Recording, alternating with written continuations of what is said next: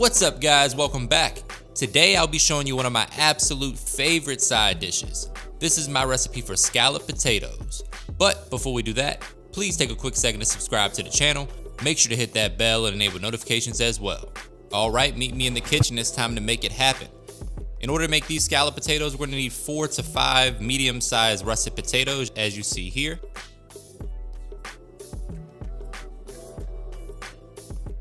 These are traditional with like baked potatoes and things like that. They're going to work perfectly for this recipe.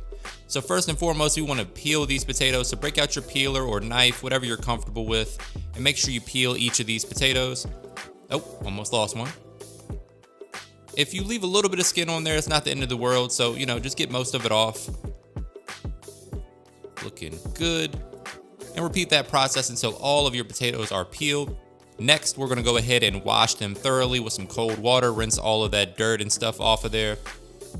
We're working with some nice clean potatoes. There we go. Next, we're gonna need 1 onion. You can use a yellow or white onion for this, doesn't really matter. We're gonna leave it whole though, so just peel the skin off of it and then we're gonna slice it really thin, as you'll see here in just a moment. So use your sharpest knife that you have and try to make these onion slices as thin as possible. About like so. If you own a mandolin, you can break that out and use that. Just be very careful. This thing is super sharp and it's one of the most common ways people end up cutting themselves in the kitchen. They do make guards and things like that for them to protect you. So, invest in one of those if you do have one.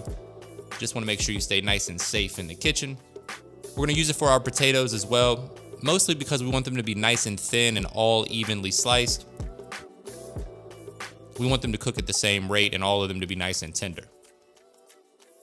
This is also a great way to make the best potato chips you've ever had in your life, but that's a recipe for another video.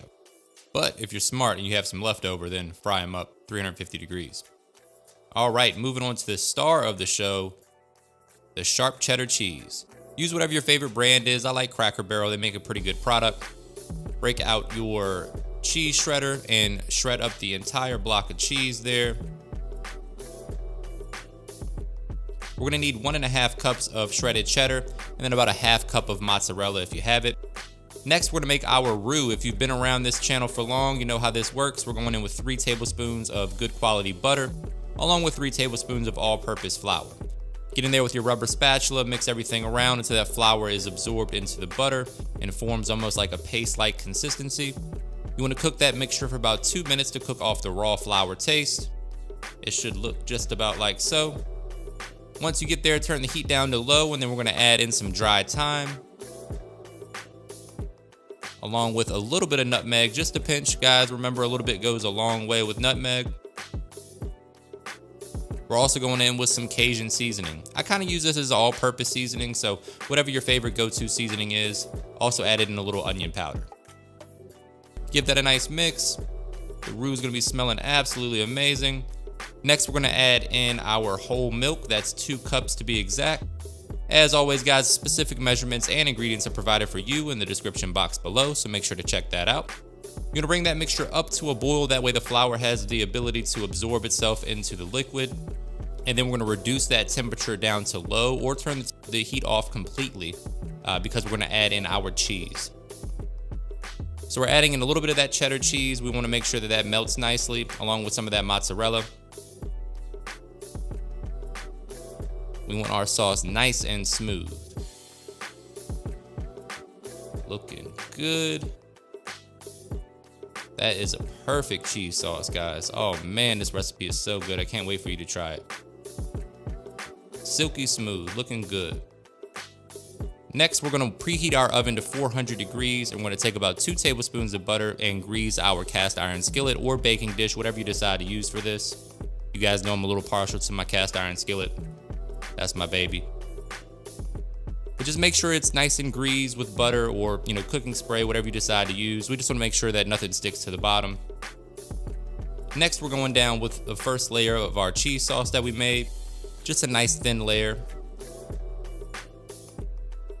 This recipe takes a little bit of effort and a little bit of work, but I promise you that it's worth it. Now we're breaking out our arts and crafts skills here, and we're gonna layer our potatoes beautifully, as you see right here.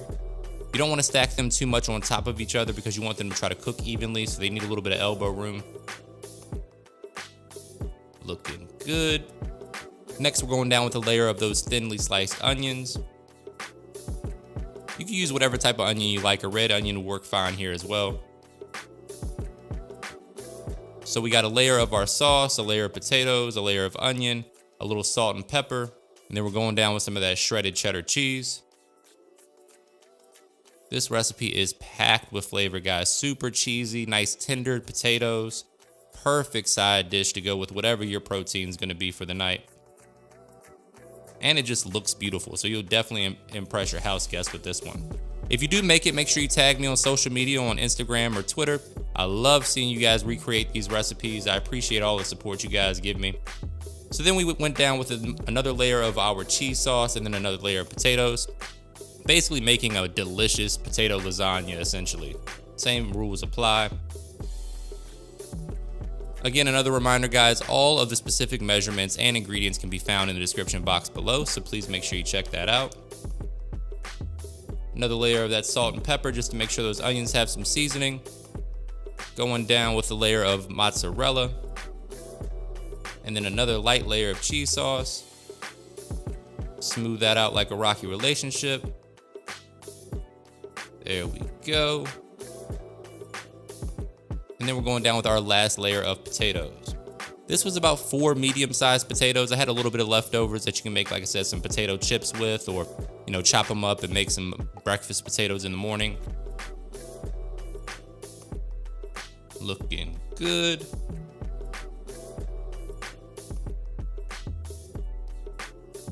All right, one last layer of the cheese sauce, a real light layer here. You don't have to go too heavy on top.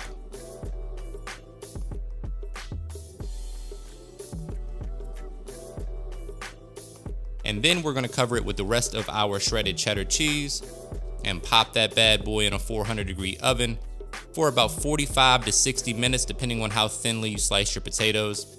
You wanna use like the fork test to make sure they're tender. The fork should penetrate the potato with very little resistance. That'll indicate that it's nice and tender and ready to eat. And that goes to a 400-degree oven. After about an hour, this is how we're looking. Absolutely amazing. Going down with a little chopped parsley for a pop of color. I think this counts as a money shot. Oh man. Scalloped potato food porn. You know I gotta try this. And you know it's way too hot, but you know how I get down. I don't care. I'm used to it by now.